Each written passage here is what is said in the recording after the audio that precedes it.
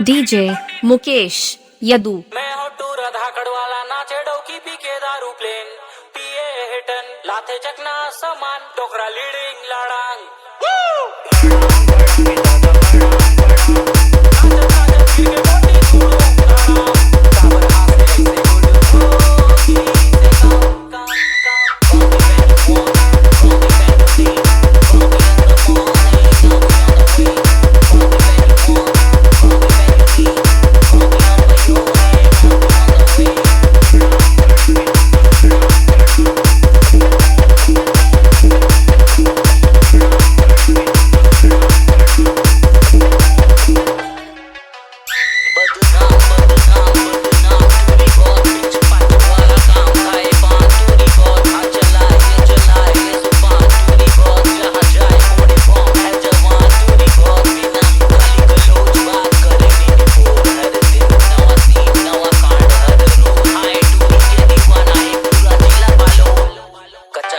घर बादाम ताबड़ डीजे मुकेश यदू।